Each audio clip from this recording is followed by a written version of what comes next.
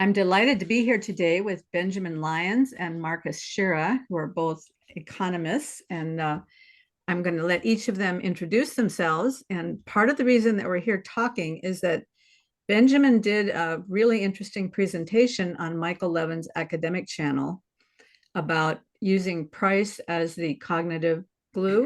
Is that right? Okay.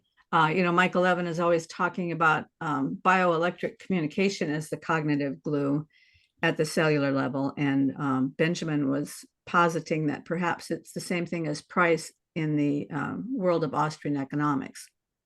Did I get that right?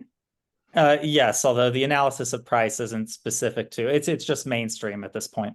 Okay. And so I'm going to let each of them introduce themselves, and then we're going to start talking. I have a quote to start out with, and then I'm going to ask a couple of questions and see where we go from there. So, Marcus, why don't you introduce yourself? Sure. My name is Marcus Shera. Right now, I'm a postdoctoral researcher at the Smith Institute at Chapman University. But before that, I've spent the last 8 years doing my undergrad and graduate work at George Mason, which is a school known for its various eclectic approaches. Most of my dissertation work was on economic history and the economics of religion.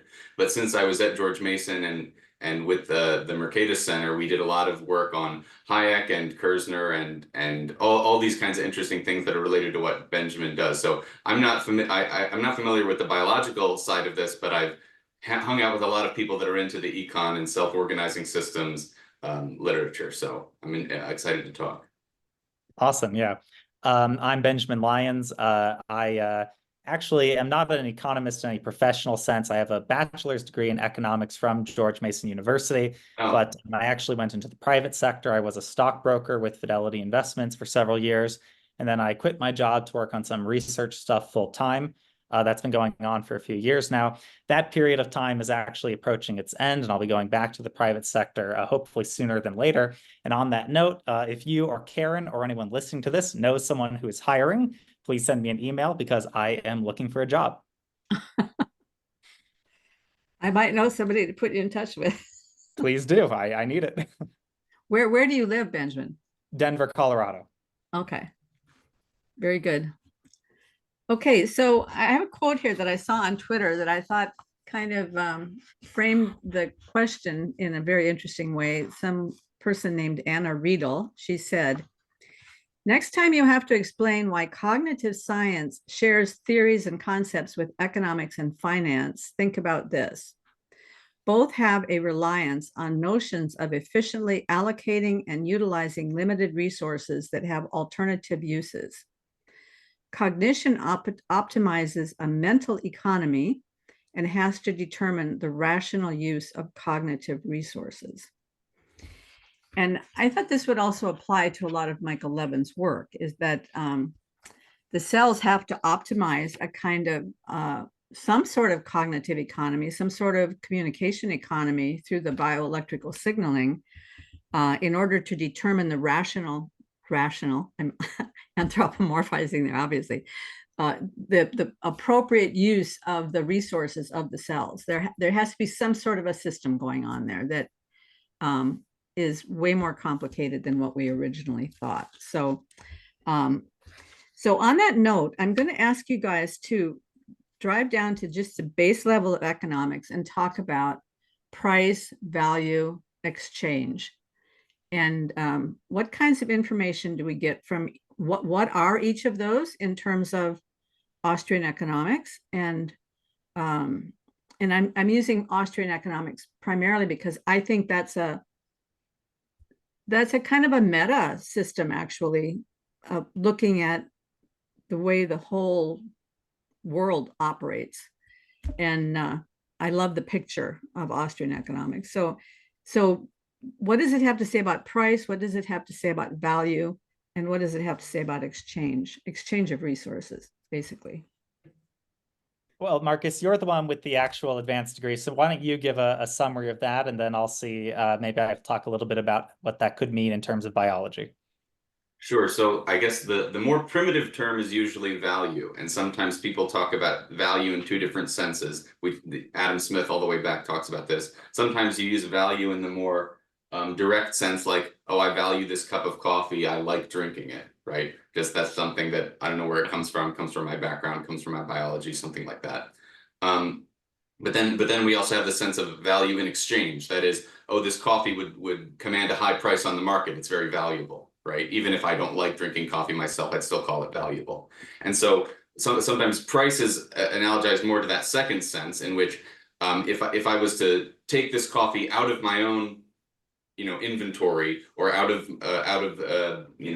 my own stock of goods, and put it on the market, I would get more of a price value for it than the value that I have in use. So the interesting question is how prices might end up tracking the different values in use that different people have in the economy. Different people value different things in different ways. So how is it that a market, through the mechanism of price, tends to get to people resources that they value more than other people? And how does it also get us to turn raw materials that no one values directly into some other kind of object or some other kind of good that they might use for something? So that's sort of, if you watch Benjamin's video with Michael, that's a pretty good summary of the basic economics of how price might track with value. And we can dig a little bit more into that later. But somehow, and we can explain some more of the economic theories of that, price ends up tracking with the values that people tend to have in the economy, or the marginal value, we call it.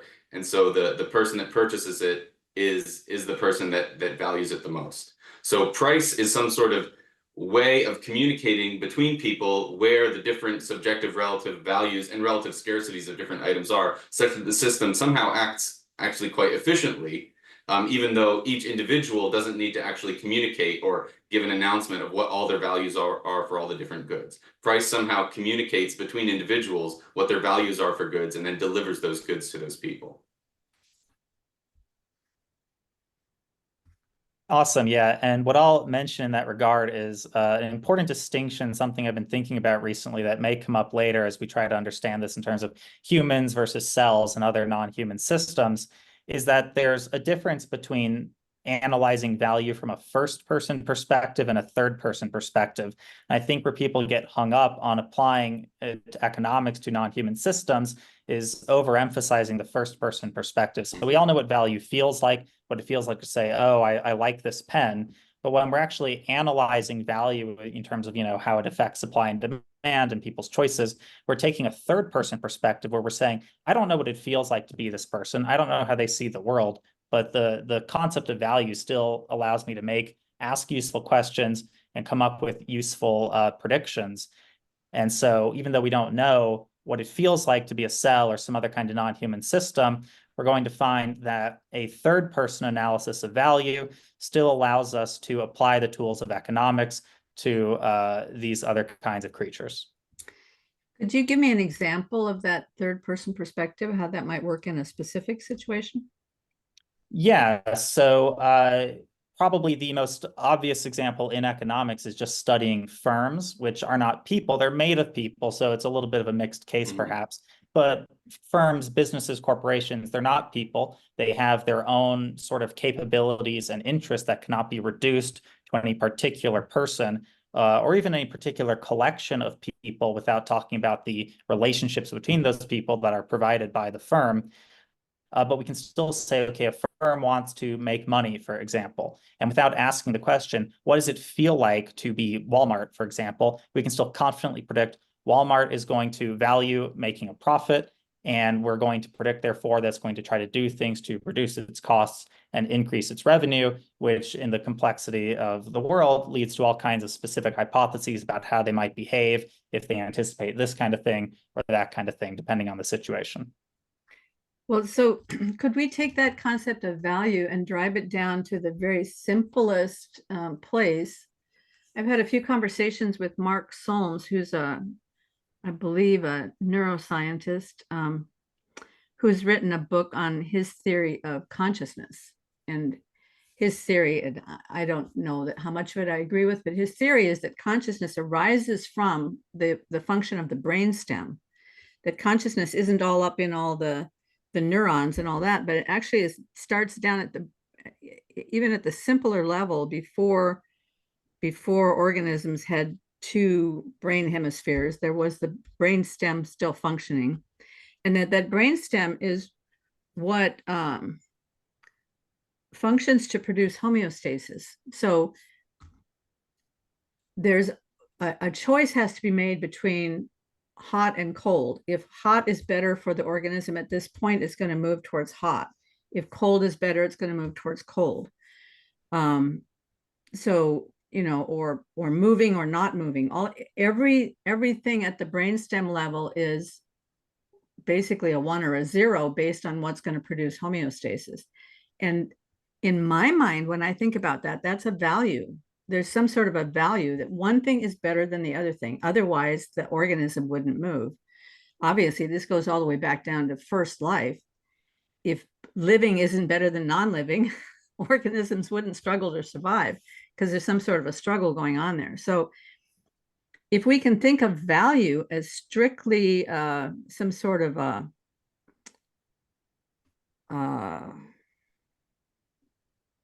hierarchy of something better is at the top that you're drawn towards this better thing, otherwise you wouldn't act. So human action is basically moving towards something that's better for you than where you're at right now. Does that make sense? It does. The answer I want to give is maybe a little difficult to understand. It's not something I've tried to articulate before, so I might not do a very good job of doing so. So I'll just try to throw something out there, and we'll see if it makes sense to people. What I think value is, at its most basic, is value is a measurement. So if I were to measure, say, the length of this pen, I could get, I don't know, maybe it's 6 inches or something.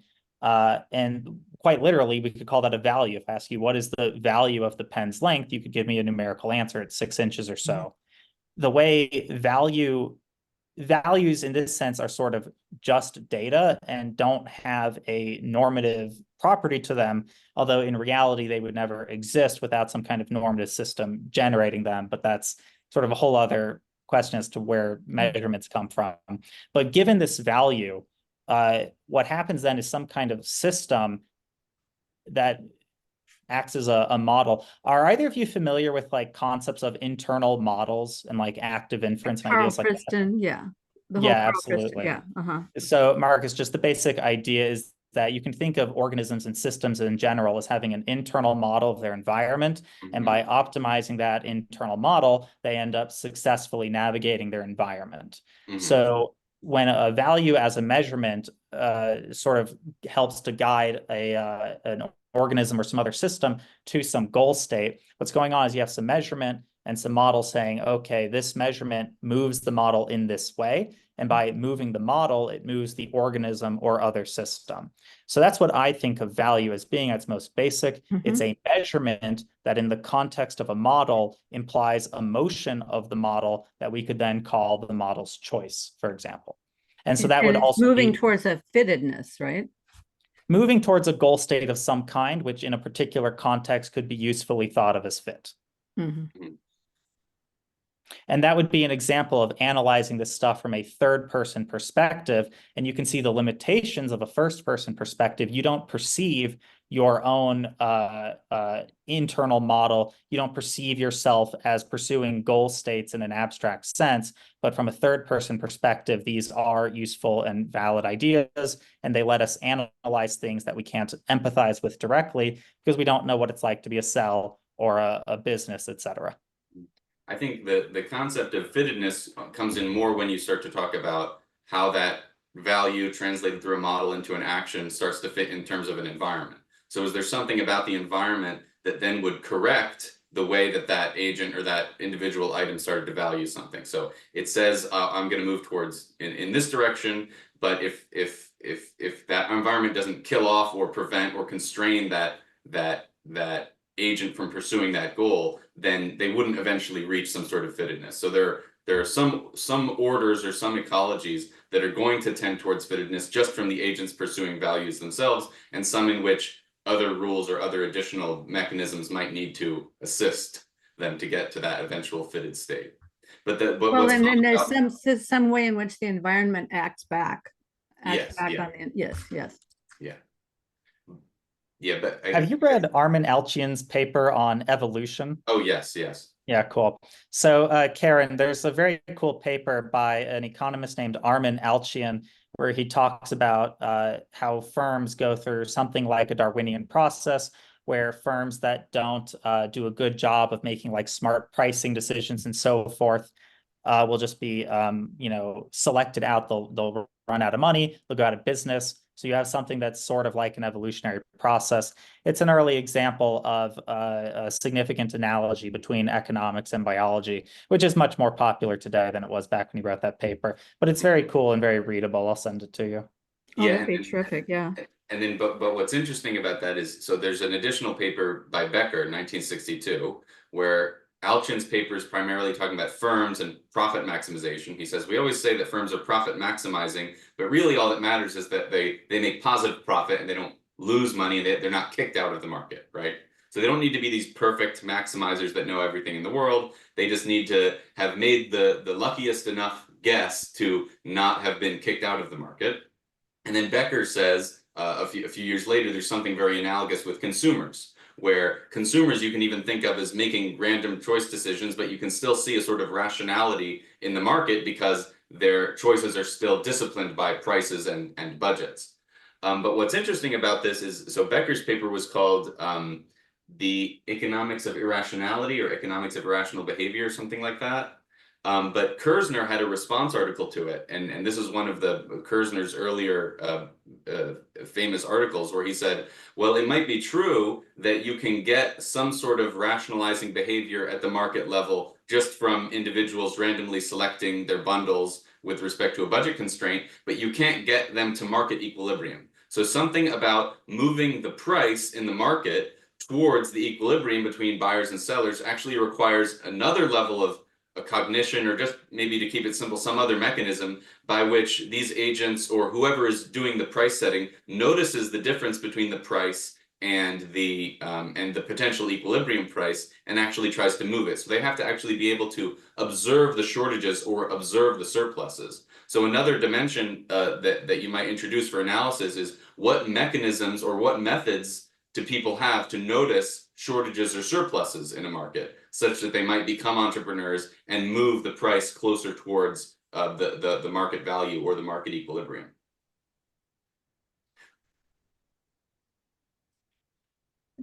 What does that, could you translate that into like the housing market?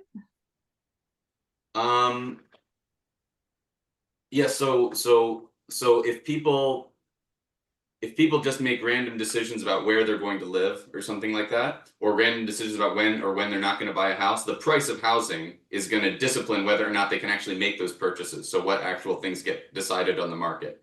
But for those prices to shift either up or down towards a level at which those shortages or surpluses are collapsed, you actually have to have real estate agents that notice, oh, there's a shortage in housing in this area, or there's a surplus of housing in this area, and they actually and then they actually have to enter in and build houses or put new things on the market and now compete other people to bring the price down. How that mechanism happens such that the prices actually end up equaling the value or equaling the market equilibrium is a slightly different process than simply just people making choices that are randomly disciplined against by the budget constraint. Well, so in that sense, market equilibrium would be when there is no shortage or excess of housing. Yes. Yes. Okay. And then that requires an outside input. Yeah, It can't just come from within the market. It can't come from within the distributed cognition. Or it's possible for it to come from distributed cognition, in that it's the agents themselves doing something or being able to notice and respond to something. So you might think of it as, it's not just agents who are trying to maximize their own utility or choosing what they want to purchase or what they want to sell, but also agents noticing another kind of event, which is like a profit opportunity to move the price or to introduce new items into the market. And that also brings the market closer towards some kind of equilibrium. So it's another kind of thing that these agents might be noticing value in. So it's still distributed cognition, but it's not sheerly just responding to the existing prices in the market. It's also doing something that is going to shift those prices. Okay, so it naturally occurs to me, what would that be on the cellular level? Is that is there anything on the cellular level that goes beyond the just base level of distributed cognition? Have you thought about that, Benjamin? Yes, so I think the answer has a lot to do with ion channels, and I actually read a cool paper about this the other day. I think that cells have something analogous to a set of feasible bundles. So when you're analyzing an economic agent, like a simple shopping decision, there's a set of feasible bundles they can purchase based on their budget and their prices. Like if you have, $5 and like apples are $1 and oranges are $2, you could buy 5 apples and 0 oranges, or 1 apple and 2 oranges, etc. And I think cells have something analogous to that in how they basically their budget is in terms of, I guess, energy. And then there are feasible plans based on that they can sort of detect based on how, like, patterns in their ion channels based on signals they get from other cells.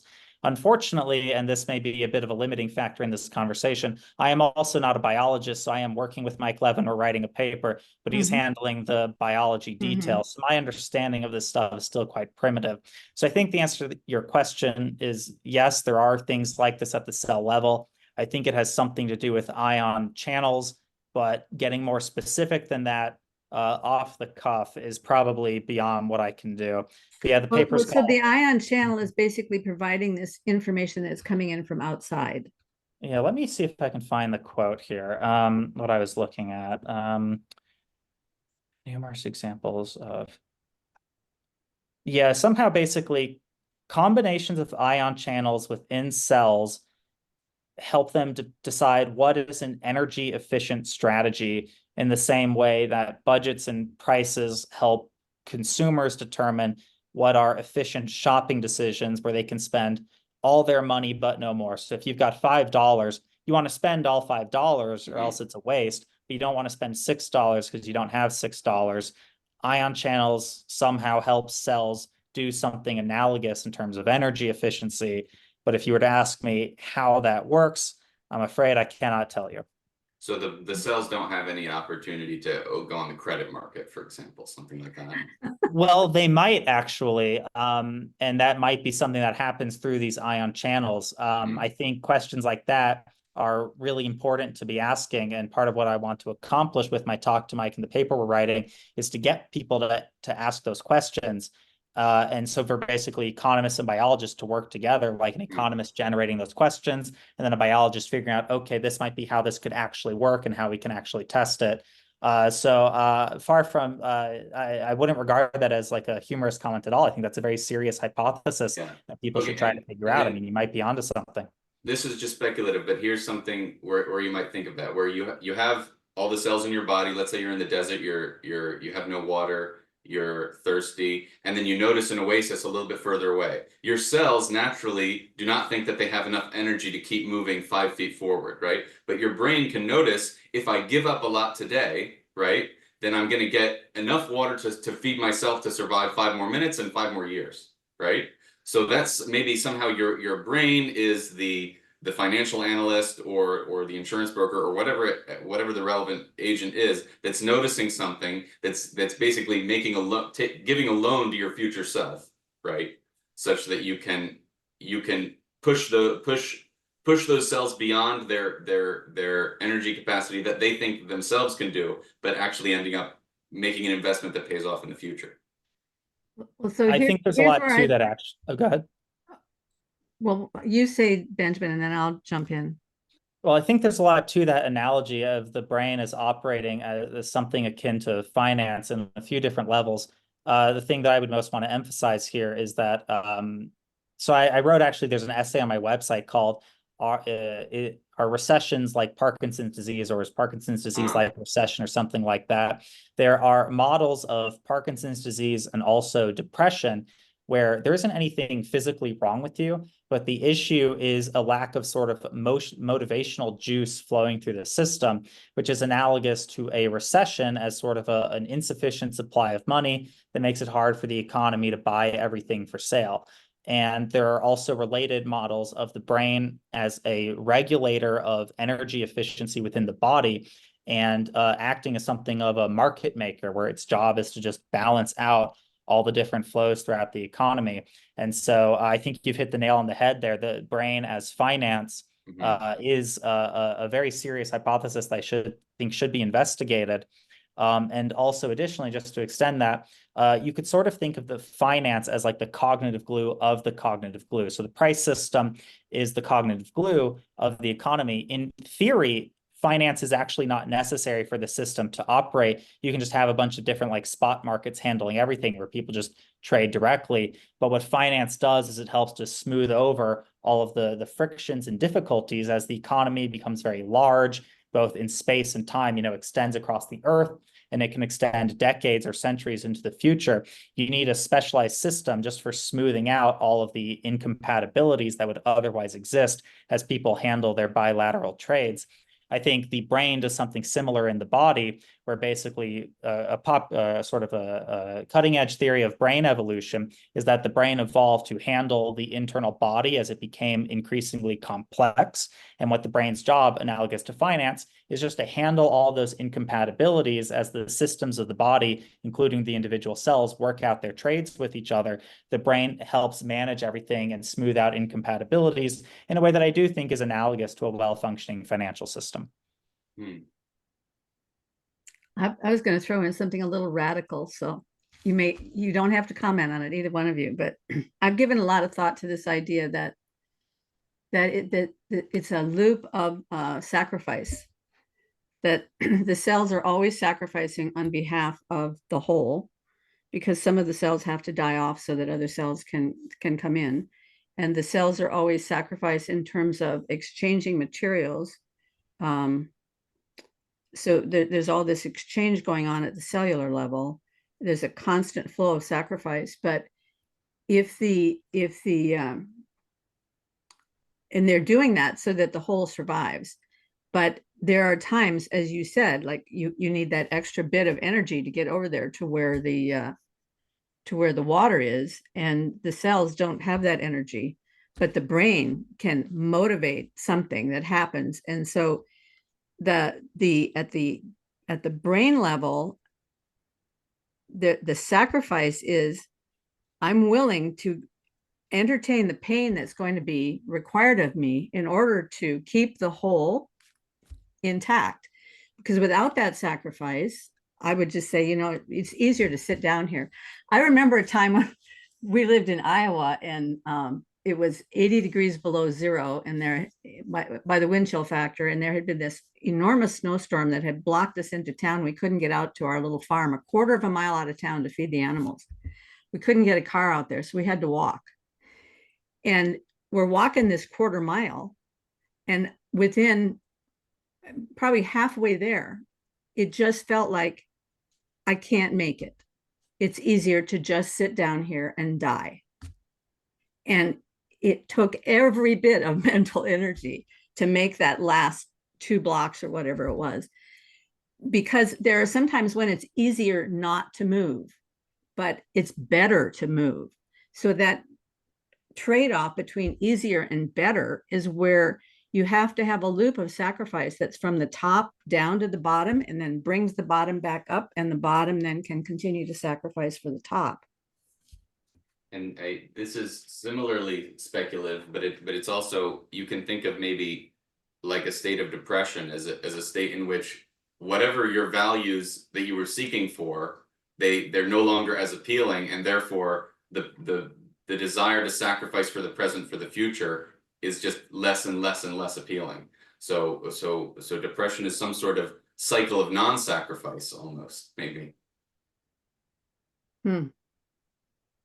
Yeah, there's a few things going on here. I'd say the most obvious thing from an economic perspective is just that there's this sort of funny thing that happens. There's these two ideas, I guess, that are at least superficially in tension with each other.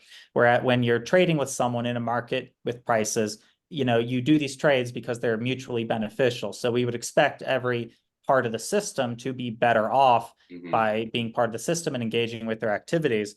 But the way you make these trades is by agreeing not to take everything. When I buy a bundle of goods in the market, I'm agreeing not to buy everything else. And without making that agreement, I wouldn't be able to buy what I do buy. So in a way, you can think of what the market does is it gets everyone to say, okay, I'm not going to do this, I'm not going to do this, I'm not going to do this. And by clarifying all of the directions you're not going to go, all of the paths you're not going to take, you open up those paths for other people to take, which allows for everyone to take mutually compatible paths, to have mutually compatible plans, which is what the price system is all about achieving, getting everyone to agree with each other, to have ultimately the same plan without ever realizing it for how society will operate as a prediction. Everyone agrees with everyone else about what they're going to do by agreeing, I won't go here, I won't go here, I won't go here. That helps everyone get along. I never thought about opportunity cost that way, that what you're actually doing by functioning that way is to open up opportunities for other people, as well as the cost to yourself of choosing one opportunity and not choosing others. That's really cool. Yeah, thank you for that. Absolutely. So now what I'm curious about is, okay, so there are certain subunits in the economy, like a family or a small household or other communities in which people support one another, that probably don't operate, that don't operate on a very obvious sense of mutually beneficial exchange, right? Like a parent sacrificing for their child, or someone sacrificing for someone that's not well off, or that's on hard times or something like that. So is it possible that there are in an economy, just like in the body, there's mutually beneficial systems and non-mutually beneficial systems that somehow both are attracting action or attracting attention, and that are both, some mix of both systems is required to keep the entire whole stable. So this is something that my paper with Mike will talk a little bit about, which is that all of these agglomerations exist because of transaction costs. So Karen, there's a very important paper by Ronald Coase, a Nobel Prize winner in economics, called, actually I forget, is it called The Theory of the Firm or The Nature of the Firm or something? The nature of the firm. Yeah, so it's about why do businesses exist? And this is a funny question because businesses are such like a seemingly fundamental aspect of the economy. And what Ronald Coase pointed out is that businesses were actually incompatible with the most basic economic analysis, which just says that people trade through prices and they just contract with each other. When you go to a business, you don't do that. Your boss doesn't say, okay, I'm going to pay you $18 to do this, then I'll pay you $13 to do that. And then, if you want to come back tomorrow, which you don't have to, I'll pay you $28 to do this. That's how prices and contracts work. But in business, your boss just says, okay, we employ you to do X, Y, Z. And Coase's argument is that this is because using the price system is costly, which he calls transaction costs. So if you and I were going to bargain every single day over like what I'm going to pay you and what you're going to do for me and vice versa, that would be very difficult. So what's easier is for me to say, I'm just going to pay you sort of this sort of base number, and then you'll have things you'll do that will fall into this range, and we'll just kind of work it out. And this, in principle, explains all sort of human collections in society. That if the price system were costless to use, we would not have families, we would not have businesses, we would not have governments or clubs or teams or anything. We would all just be individuals interacting with each other in purely price-based terms only. Which is a very strange thing to think about, but it would in some ways be quite efficient, assuming the price system were costless to use. But basically, the reason you see these families and other structures is because the price system is expensive to use. And this is, I think, analogous to why you see structures in the body. Why do we have organs? Why do we have muscles? Why aren't the cells all bargaining with each other on an individual basis like that? And that's, I think, because of transaction costs in the body as well. So I think there's a fascinating class of hypotheses to explore there, which again will require cooperation between economists and biologists. But yeah, I mean, basically the answer to the question of why does family, why do we see people sacrificing and not benefiting and so on, and all this conflict that sometimes occurs in family structures, it's because people aren't using the price system. They aren't using a cognitive glue, or at least a cognitive glue that's much less efficient than the price system is. And that's why you see these different kinds of phenomena. So Benjamin, would that imply that, well, would that explain why in our current time, when it seems like the price system is beginning to cost less because of the proliferation of technology, we see community breaking down and we see more individualism taking place.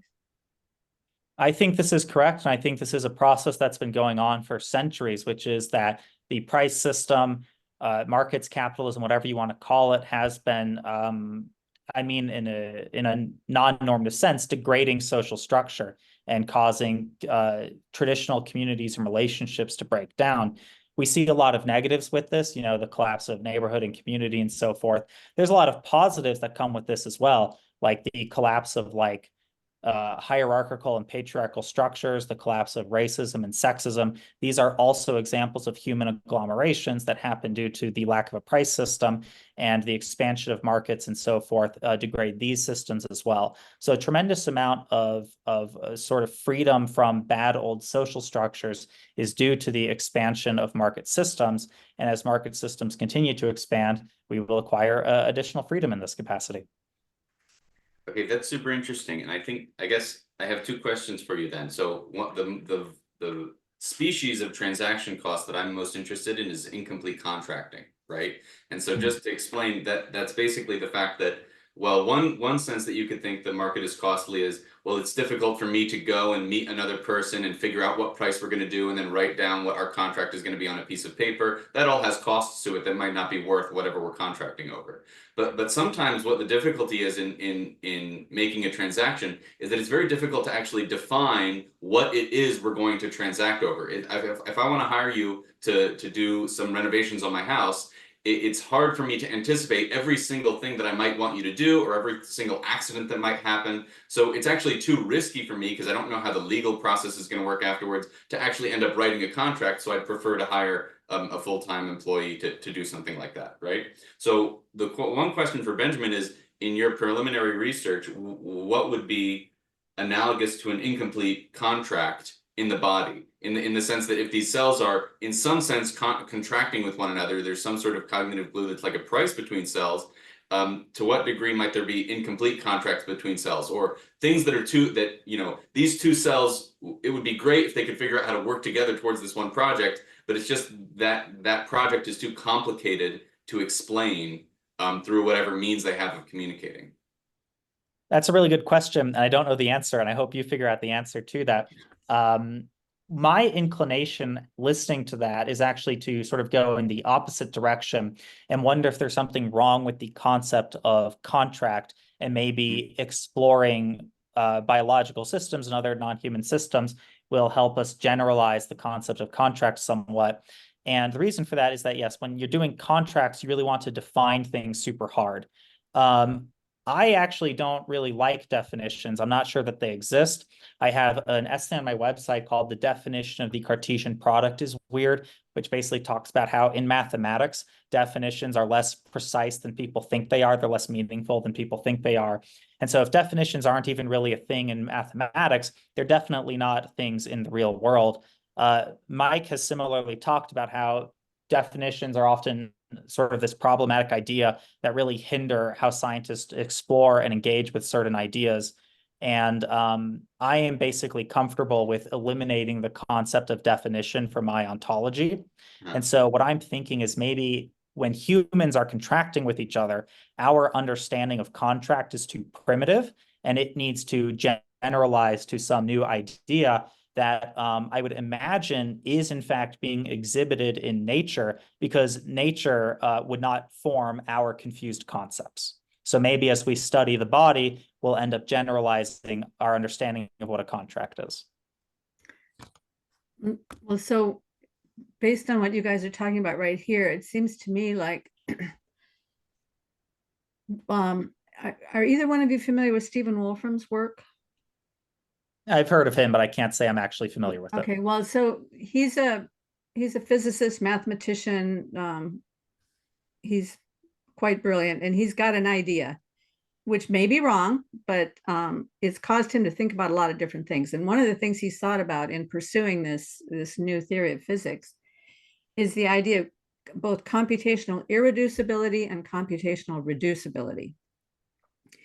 Computational irreducibility is the idea that there are some, let's say you have a program and it's too complicated, the only way you can know what's going to happen in the future is to run the program and let it run. You just let it run through time, and then you see how it falls out over time, and that's it. That's irreducible.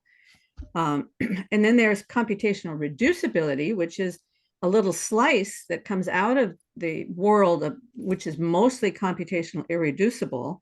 There's a little slice that falls out that you can understand. So all the laws of physics are a slice of computational reducibility. You know, mathematics is a slice of computational reducibility.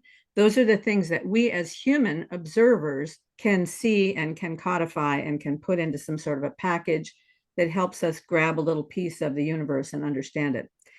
And on an even simpler level, a slice of computational reducibility could be a story. So let's say I want to look at, if somebody says, what did you do yesterday?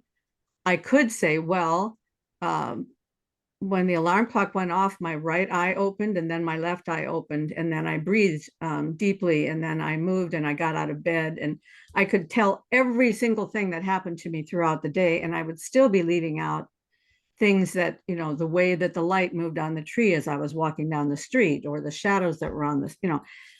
It's a computationally irreducible problem to really talk about what happened yesterday.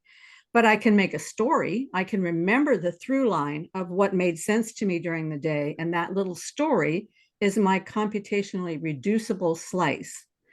So contracts, to cover every, as you talked about in your paper on all the variables of what you have to do in a fight or flight situation, which is why fight and flight isn't a good model for what's happening when we're faced with a predator, because there's so many variables that are computationally irreducible. And contracts are that way, computationally irreducible to cover every single thing that's needed, which is why principles are better than rules. I'm going to stop. Yeah, you've raised a very good point, actually. And I will be rewatching this video and thinking about this more. In fact, let me see what time it is. So I know the time. Okay, it's about 12:43. Do you have a hard stop at 12, by the way? No, I'm unemployed. I'm good to go. I don't know about Marcus. I've got something that I want to add about this, because this is actually exactly what you're talking about, Karen, is a paper that I'm working on right now that I'm working on it with a colleague, Curtis Hingle, who's still at George Mason, and it's on when institutions, which is maybe a more generalized way to talk about all sorts of contracts. So any sort of rule sets which people are commonly observing and coordinating themselves around, right? So a contract is a set of rules. You do this, I do this, and we coordinate around that as long as it's incentive compatible. But similarly, laws or the rules of the road or constitutions are like larger contracts of which we observe these rules, and then I go, oh, well, this is what actions I have to perform to be obeying or assenting to this institution or not. But the world is so much more complex than any contract or constitution or set of rules or set of legislation is going to be able to allow us to coordinate in.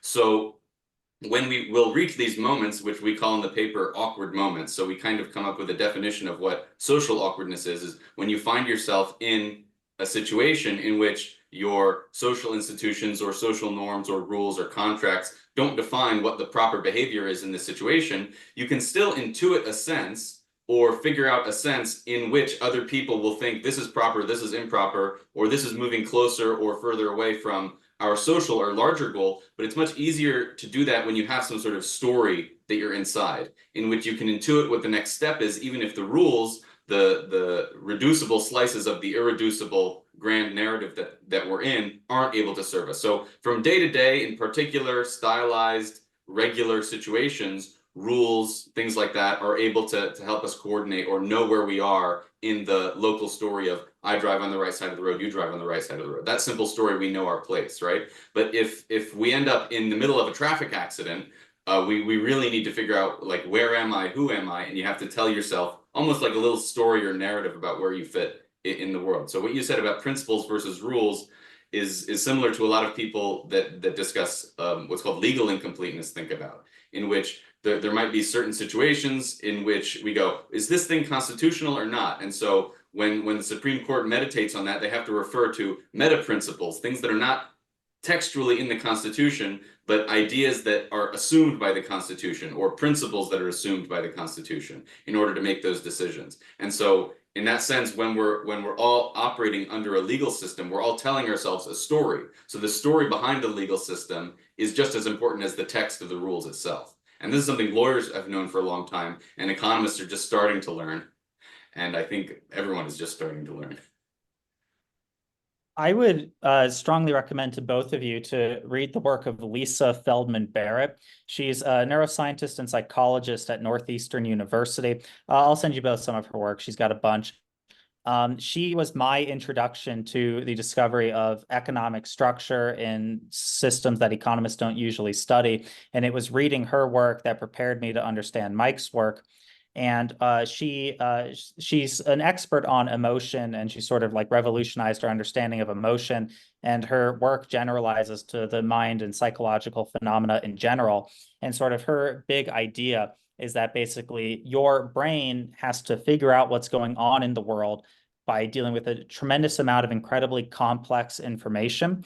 And the way it does so is by basically sorting events that happen into categories and then using those categories. And she'll explicitly say it's like storytelling. Your brain basically has to tell a story about what's going on and try to compare things to previous instances to predict the next instance based on some functional similarity rather than these sort of fixed neural categories as was often historically thought.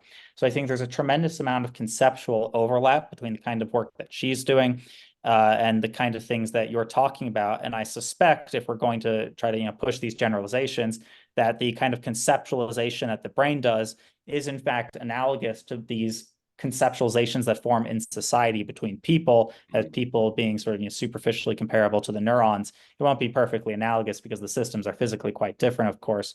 But I would strongly urge you both to check out her work. And relatedly, I have an essay on my website called 2 Examples of Memory in Math that talks about how a sort of what the meaning of an element is definitely changes depending on how you understand it within a system, and gives some simple mathematical examples, which I think is a related idea as well. So definitely check out Lisa Feldman Barrett's work because it is super relevant to what you just described. And I'll send you both some stuff. Yeah, the way that you described her ideas is very reminiscent of Hayek in the sensory order as well. So so Hayek, even in this early, he wrote that book 1952. So even in this early period before his more advanced political discussions, he was already thinking of the price system as something analogous to a mind. And the early people that were discussing what he was calling spontaneous order, him and Michael Polanyi were calling spontaneous order, the best analogy that they had is a system that was not designed by a mind that looks like it was designed by a mind. That was kind of their first guess way of saying what a spontaneous order is. And they have maybe some more I prefer his descriptions in Law, Legislation, and Liberty. But yeah, adaptive, some sort of mechanism of taking that complex situation, simplifying it to categories, which are either used internally for a mind or externally between minds or between individuals, is a really deep idea. And it's also worth noting that Hayek's parents, or at least his father, was a biologist, and he originally thought about studying biology before he moved into law and economics.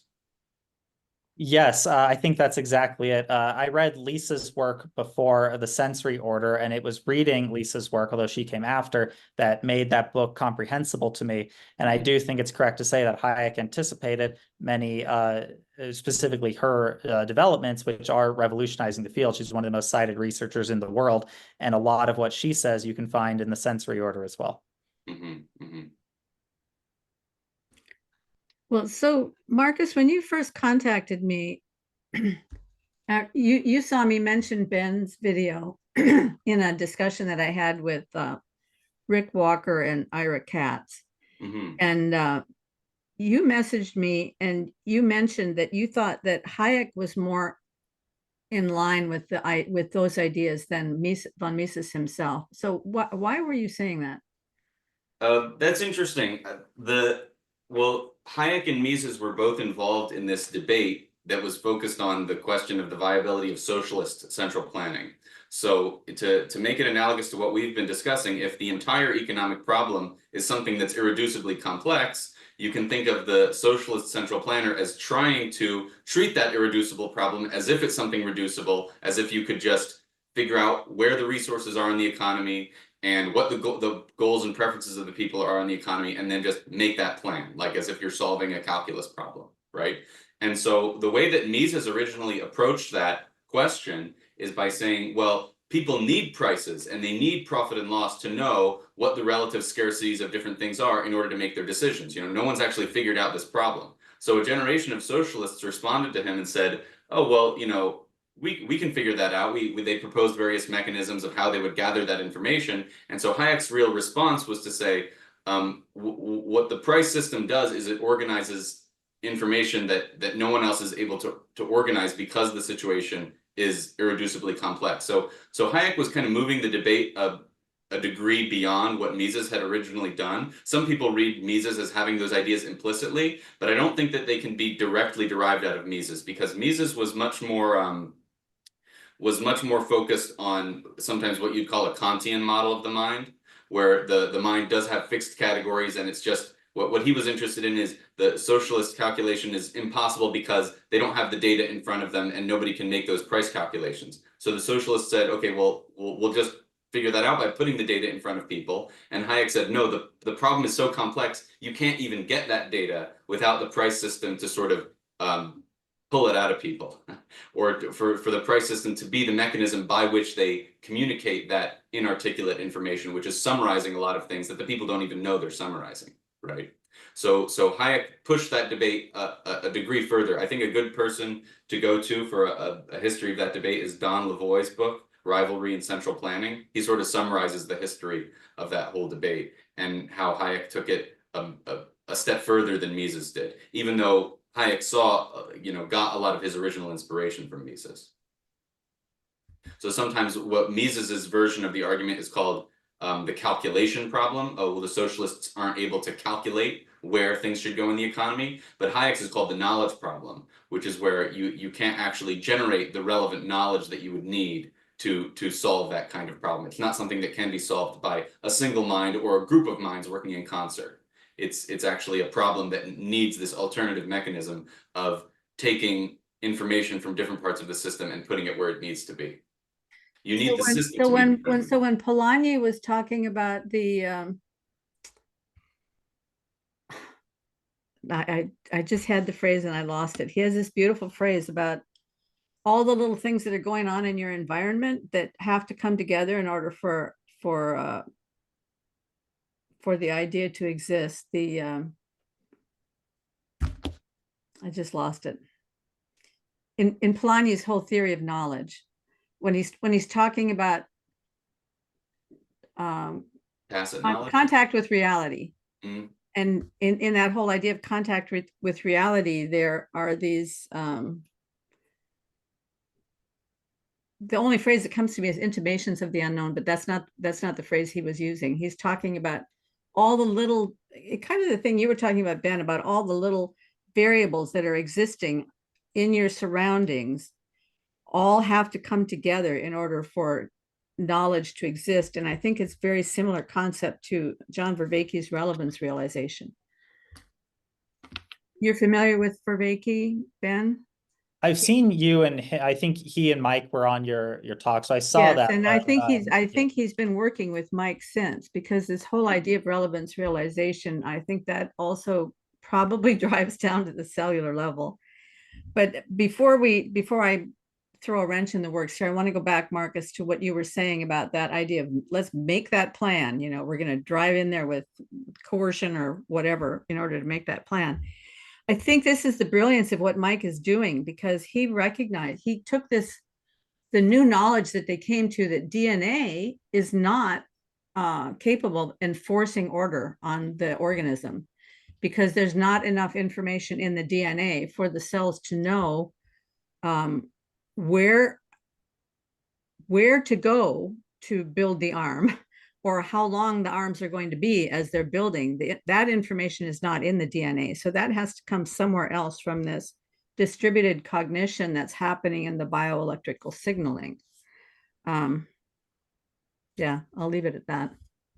Yeah, if you watch the video on my channel on Cosmos and Taxis, you can think of a biological system is definitely a cosmos in which the DNA is the rule. So all of the cells are following the rule blindly, and they develop this order that is not initially in the DNA. So if you broke down the DNA, you wouldn't see a blueprint of a human body or something like that. You'd see a bunch of chemical things that are analogs to rules that different other chemicals are going to obey, and they're going to form cells that then interact with one another in a certain way that develops the entire body. But what's interesting about it is that there is no actual blueprint in which you can define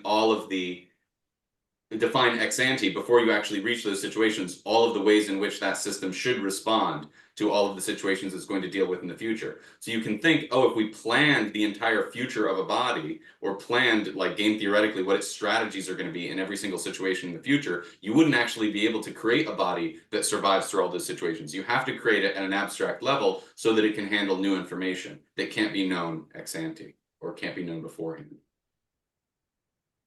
Yeah, and on the topic of DNA, again, yeah, neither of us are biologists, so we're both just kind of guessing as to what the best analogy is.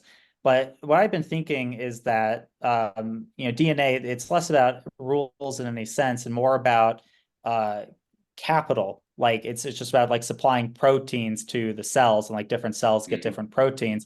And just by those differences in the available resources and where the cell is in the system, they end up developing different, like, the specialization and division of labor, and the cells start exhibiting new competencies. Just like a human being, you take like a raw human, you put them in one situation, they become a lawyer, another situation, they become like a coal miner or something. And you get these very big differences from very similar starting points with just like a little bit of a tip one way or another. I think that might be what DNA is doing to generate all the complexity and division in the human body. It's just you get these proteins, you get these proteins, and you get these very big divisions over time.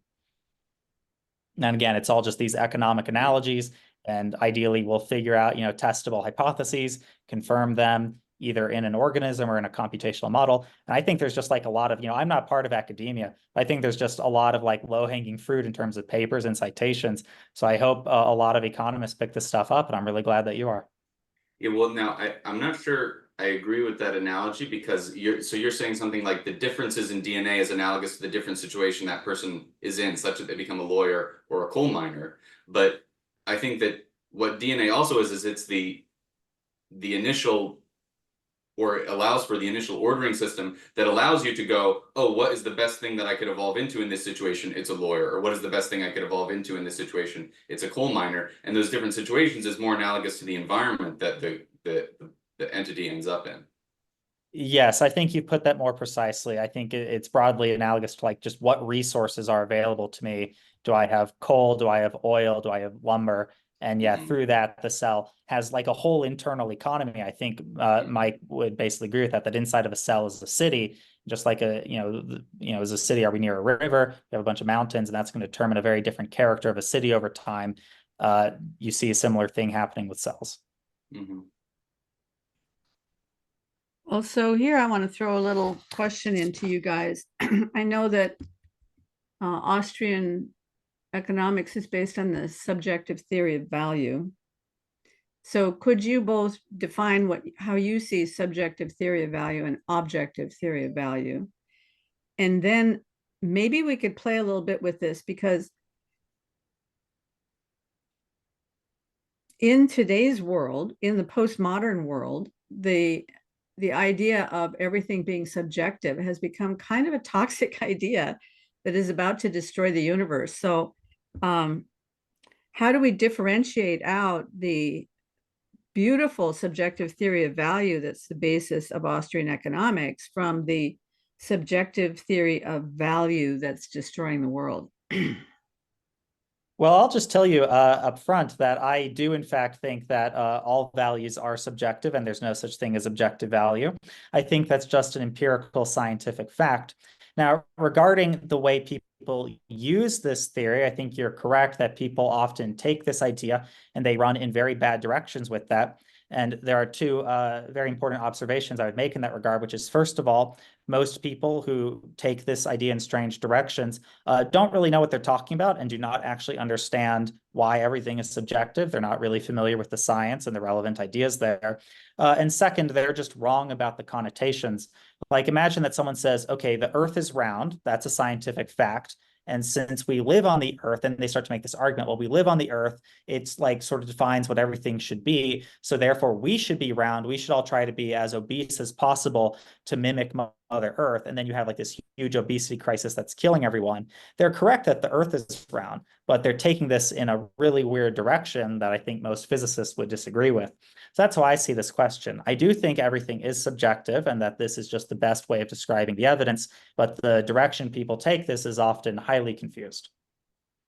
Yeah, I actually think that something is going to change in the next 50 years or so, because Austrians or Austrian like table thumpers have been saying subjective value for 150 years, mostly because when in the 1870s, when this event called the Martian Revolution was happening, and a lot of criticisms were being made of classical political economy, focus on a subjective theory of value as opposed to objective theories that had to do something with labor power, invested in items.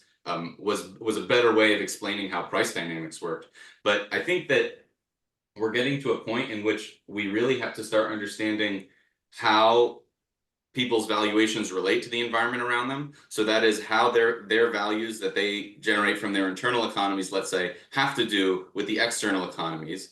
And I'm just very early getting to a sense of what this might mean.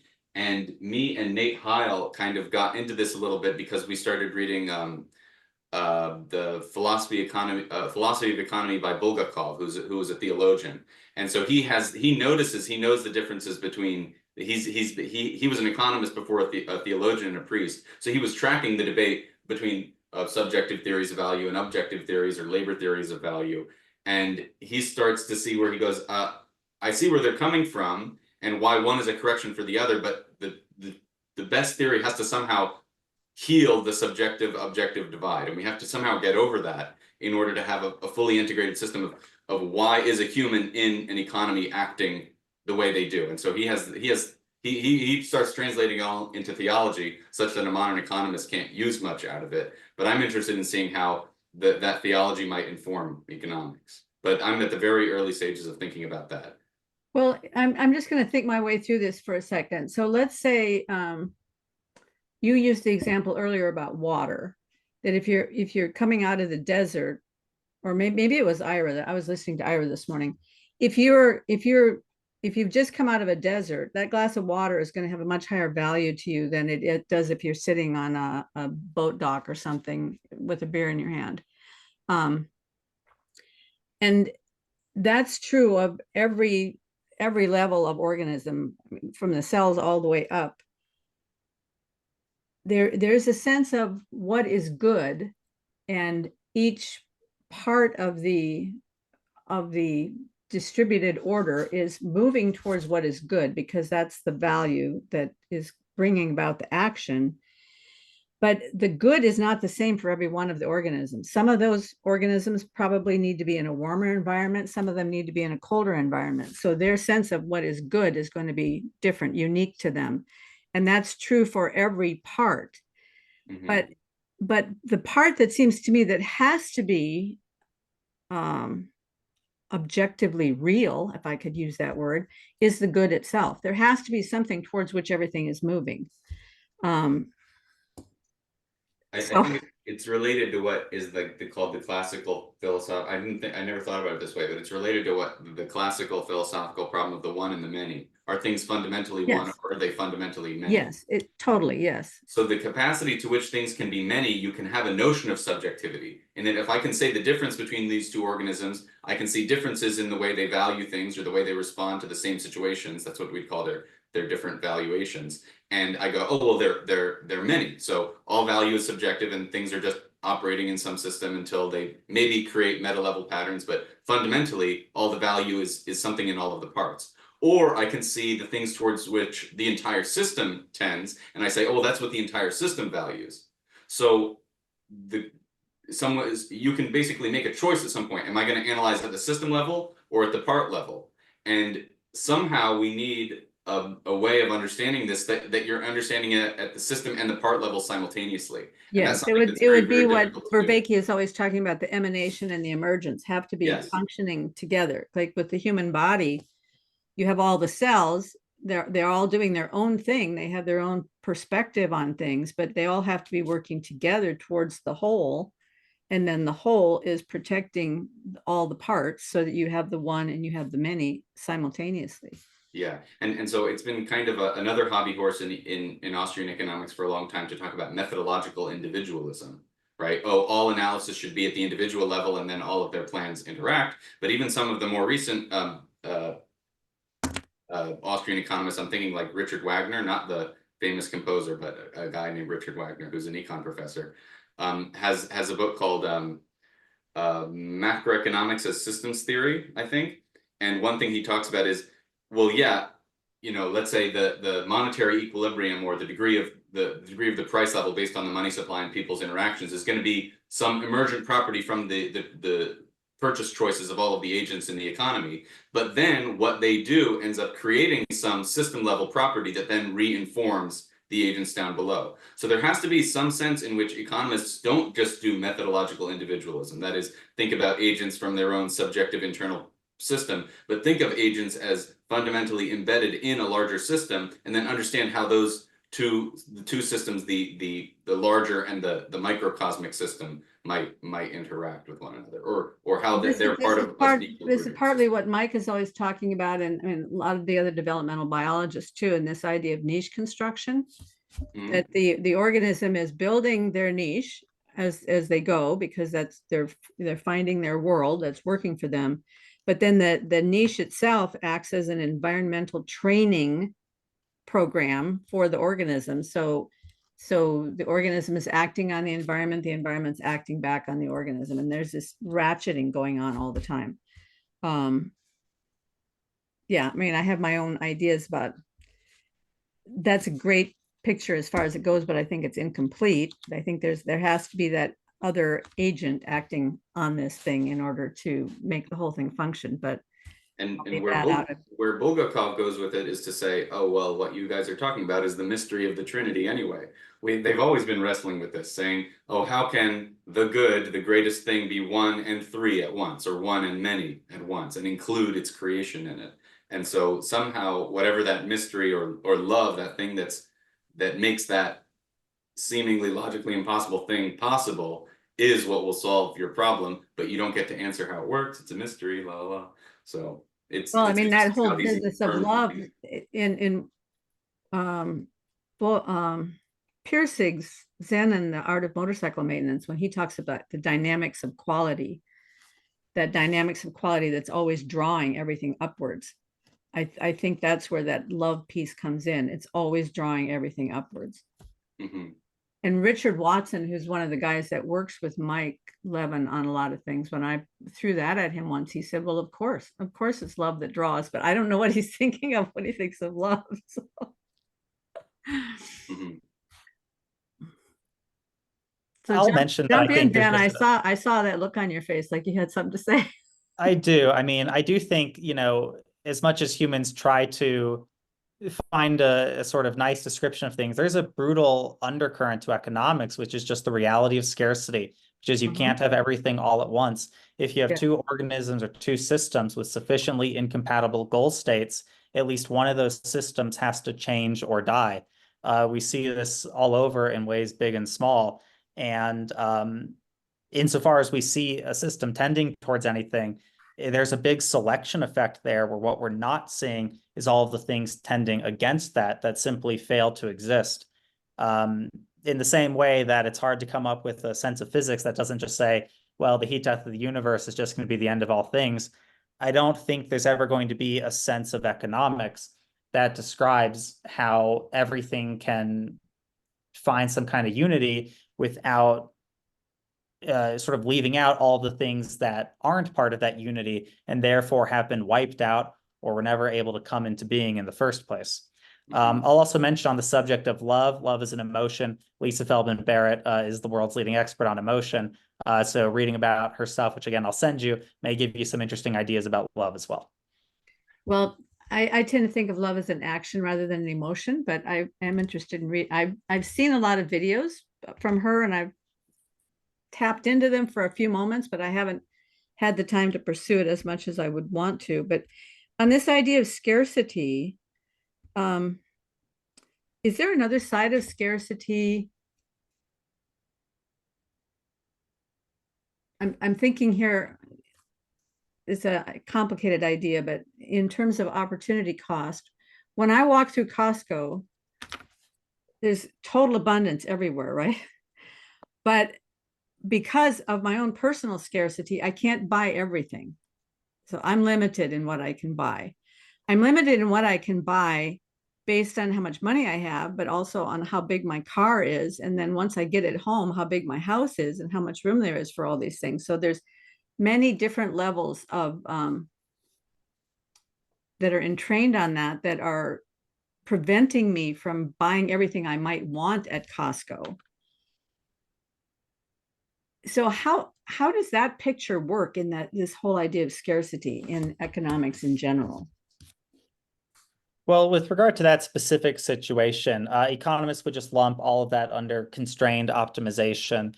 So the limited storage space in your car might just impose a maybe sort of soft limit on your budget, and would probably still try to analyze things in monetary terms and just try to say, okay, theoretically, she might have thousands of dollars in her bank account, but realistically, maybe she could only fit like $500 worth of stuff in her car. Beyond that, I am very interested in generalizations of scarcity. I have another talk with Mike's lab about mathematical agency, where I argue that scarcity might be the same thing as logical consistency, where both scarcity and logical consistency have the same effects on economics and math respectively, which is to say you can't have everything all at once. No matter what you try to do, there's always going to be a trade-off where gaining one thing means giving something else up. So when I think about scarcity, I'm often thinking about logical consistency and the kinds of limitations that imposes on what you're able to do and the trade-offs that it requires. So in that sense, scarcity almost functions as what you might call like reality. You bump up against reality, right? Reality kind of snaps back on you if you try to overstep. Could you tie that into scarcity? Is that too far afield? Well, Reality, go ahead.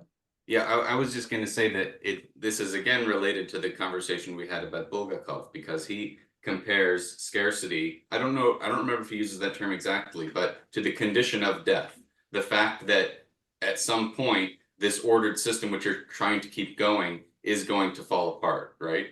So what labor is the continual response against the reality of death.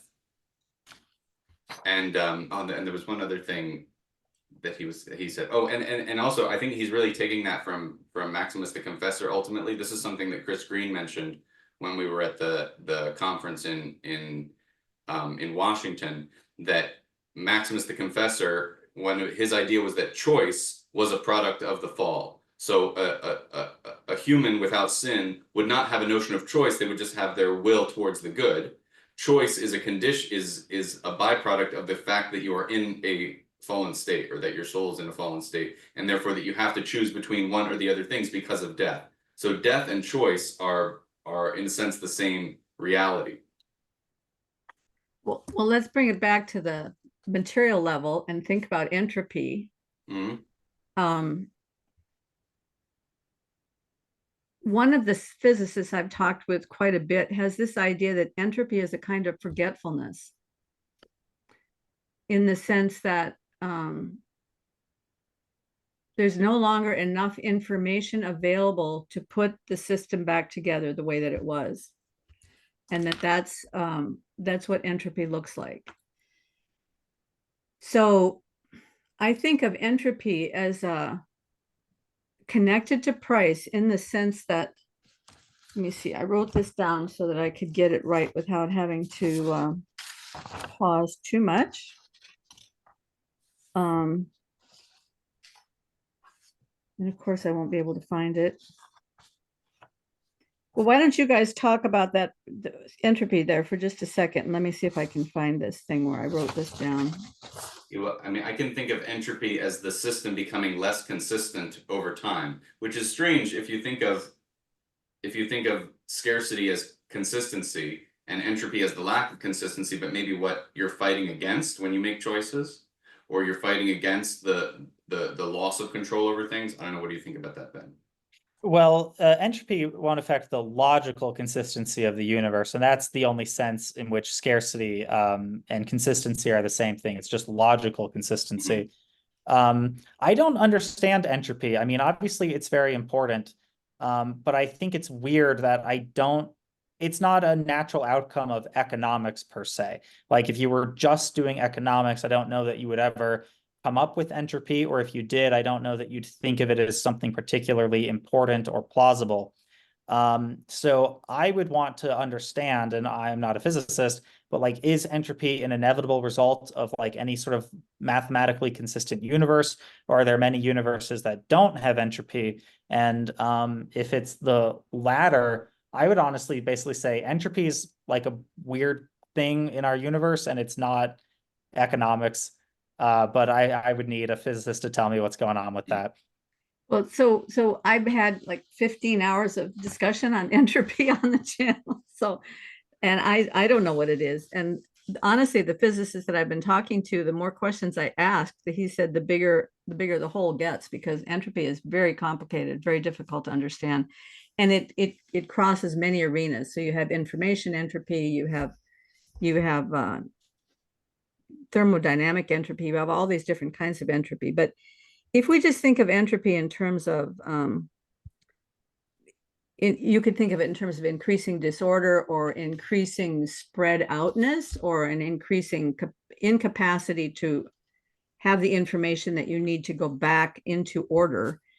Life reverses the whole entropy process. So life is neg entropy, basically,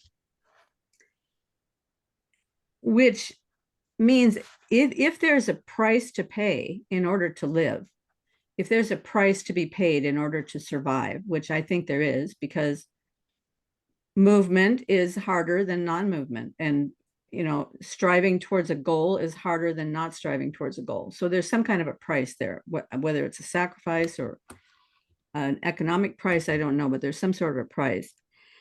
And that's overcoming entropy, because entropy wants to pull you back down into this disordered state. So you have to overcome the entropy in order to survive. Then this production also has the invariable effect of increasing entropy. So whenever you've produced order, there's going to be an increase in disorder in the universe. So because the disorder never decreases. So every time you produce order, you've introduced more entropy into the system. But you've reorganized it in some way. What? But you've reorganized it in some way. Well, when you produce a new object. When you reorganize something in the world into an organized system, you have increased the amount of disorder in the rest of the system. So you could think of it this way. Let's say you have a messy room, which you would look at it and you could say, wow, there's a lot of disorder in that room, a lot of entropy. So you go in and you use physical energy to organize that room, but you're also using mental energy to organize the room. But as you're organizing the room, it's also reorganizing what's in your mind. Mm-hmm. So you're using a lot of energy in your mind, which is potentially increasing the disorder in other parts of your mind, because you're ordering one part while another part maybe is being overwhelmed by that use of all this information here. So it's always all getting moved around, but there's always a slight increase in the entropy in the total system. And that's where the mystery comes in, I think. Yeah, what's mysterious to me, I guess, is that it's just not obvious to me from an economic perspective why that's true. If it's true in economics, like I understand what you're saying is correct, but I don't sense how it comes from economics, and so maybe it doesn't. But I'm quite used to thinking of things as coming from economics. So it's true that when you do something, you always pay a price, but that price is your opportunity cost. There's nothing in economics that I'm aware of that says that the rest of the system should become disordered. It just says you did one thing and did not do another thing. But that's the economic cost. So the fact that also the physical system becomes less ordered and less orderable, yeah, I don't know how to analyze that. I just don't know why that has to be a thing. I think because opportunity cost is an entirely subjectively defined phenomenon. So it would have to be somewhere between subjective and objective understandings of an economic system. But that is understandings that primarily focus on agents making choices and the system in which they're making choices, or the world in which they're making choices. Well, so what happens if I make a choice and that the choice that I'm making means I'm not making all these other choices. Now all those other choices are open for other players to come in to those other choices. But what if you're in a system where some of those choices don't get used by other players? I've opened those choices, as Ben was talking about, but now maybe some new players are only coming into some of those choices, and other ones have been created by my choice, by my limitation has created a lot of other openings, but only some of those openings have been snatched by certain entrepreneurs, and the rest of them are just sitting there. Would that be an evidence of some kind of entropy? And maybe entropy is just opportunity. Maybe the increase in disorder in the system is just opportunity, because Peterson's always talking about order and chaos, and that you're at your most productive when you're at the edge between order and chaos, because that's where all the dynamism survives on that edge. As you reach over or fall over accidentally into chaos, there's a lot of opportunity there. And if you can see the treasure being held by the dragon and bring it back into the order, then you've revivified the order. But that means that all that chaos out there is some sort of maybe a picture of what entropy looks like. This is where all the opportunities are. I've thought about that only notionally, just from the fact that in economics we always say that choices are made on the margin. And then when I was first listening to Peterson's stuff, he was talking about the margin between order and chaos, and that's where you make choices. But the notion of marginal utility or marginal choice in economics is much more of a mathematical concept.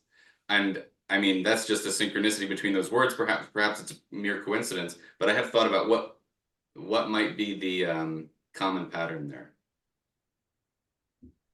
I would probably want to point out that I think things go in the opposite direction in terms of the relationship between opportunity and entropy. The presence of unclaimed opportunities may be attributable to entropy in the sense that to claim those opportunities, you need a system that can organize that subsystem where the opportunity is present to then exploit the opportunity. If we don't see that happening, that presumably reflects the costs of organizing, which may be one way of characterizing entropy. So you could imagine theoretically a world where organization is very easy and happens to sort of, I guess, the maximum degree anywhere it's logically possible to. And in that sense, you'll see all of the opportunities opened up by your actions instantly exploited to the maximum extent possible by every other element of the system. In our universe, we don't see that because it's just very hard to do.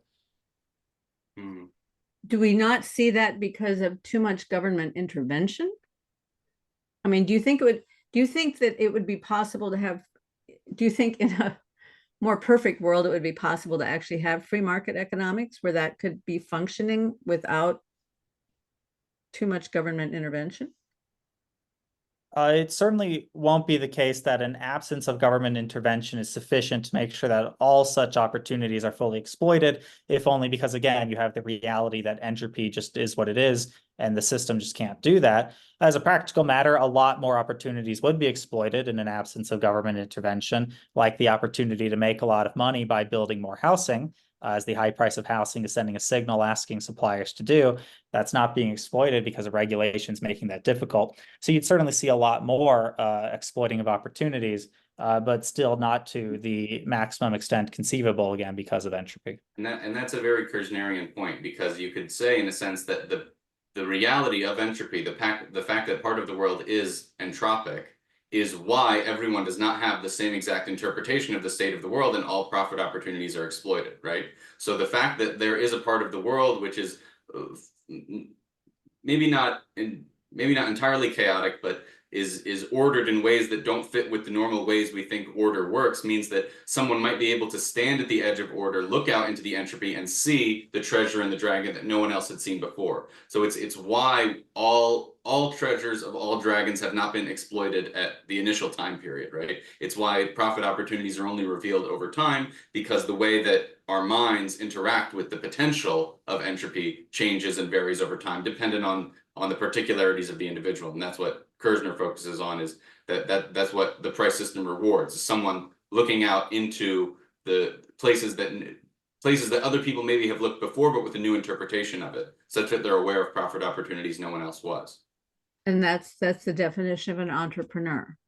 Yeah, or well, that's the way that he defines it. That's debated. People push back on him on that one. But the way that he defines an entrepreneur is someone who has the quality that makes them aware of certain profit opportunities that other people are not aware of. So they are the individual part of a system that, by their actions, adds information to the prices that are then reflected through the rest of the system. So without an entrepreneur, the price system doesn't have any information to relay.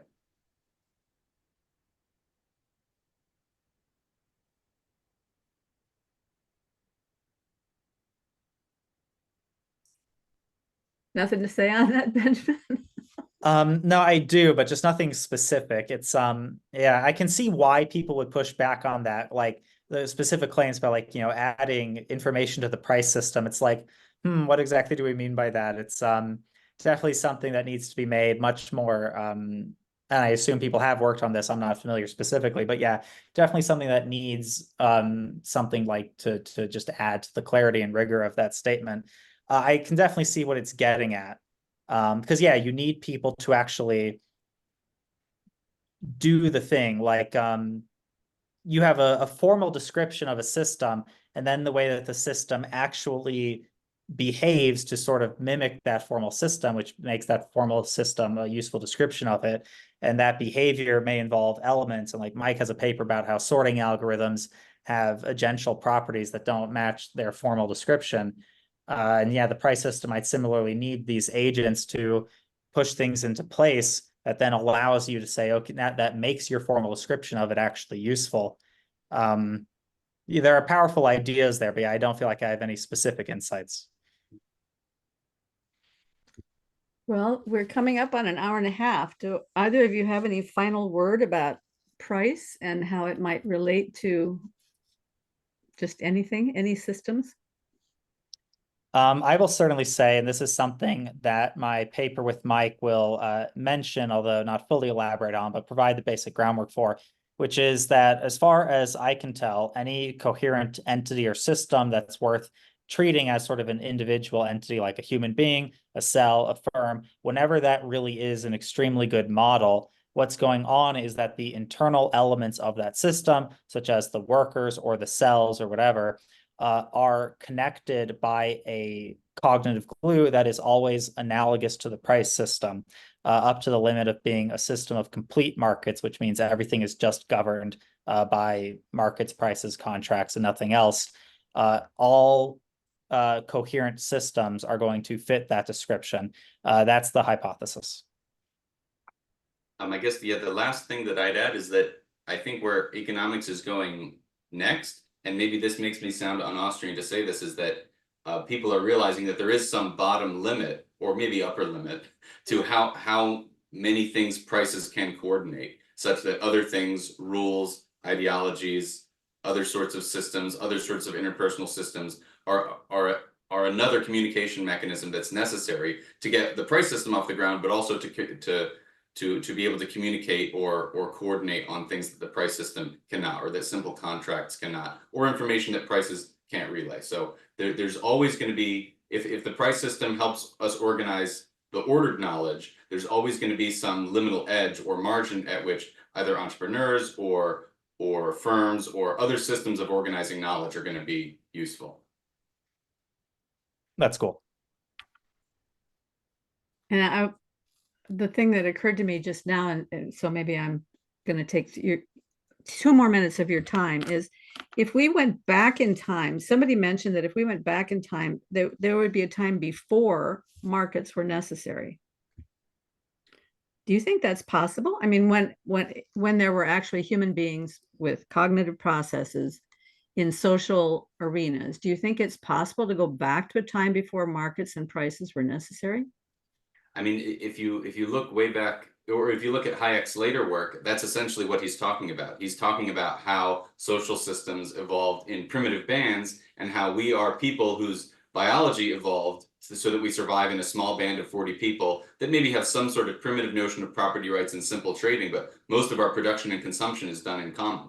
And so we're not creatures that are evolved exactly to live in market environments with prices. So someone that doesn't recognize or doesn't attribute the wealth that they live on to the market system or to the price system might think that we can treat the entire world as one big band. And this is sort of his atavistic theory of socialism, he calls it, or atavistic theory of collectivism, where someone thinks we can run an economy like the band because all of their human intuitions say that you can run the nation like you run a family.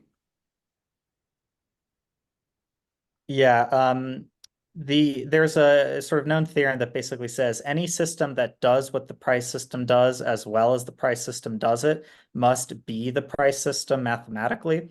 So when human beings are coordinating, which is what the price system does, they must either be using something that is exactly analogous to the price system, or they must be interacting with each other much less efficiently than they would be if the price system governed everything, which might just be what's happening with small bands.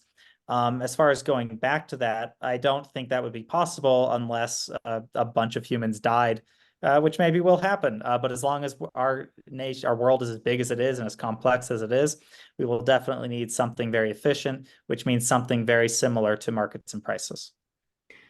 Well, from what you were saying, Ben, it seems to me logical that even in these early bands or whatever they were, that something analogous to the price system has to be functioning. I mean, you have to organize your labor somehow in a group so that the people that are better at hoeing are hoeing, and the people that are better at sewing are sewing, and the people who are better at hunting are hunting. And so there's still some sort of negotiation going on, which I'm assuming that price has to do with negotiation. So yeah. So I'm looking forward to your paper when it comes out. I hope you tag me on that, and any information that you guys want to send us that we can put in as resources for people who are listening, I think that would be great. And I will send you some information about somebody to contact about a job, Benjamin. This is very exciting. Fantastic. Yeah, thank you so much. Yeah, I'll definitely send some things your way, and you, Marcus, as well. This was a very interesting conversation. I got a lot out of it, and just thank you so much, Karen, for organizing this. This was fantastic. I hope we can do it again. I'm very happy to have been a part of it. Okay. Thank you, guys. Talk to you soon. Bye-bye.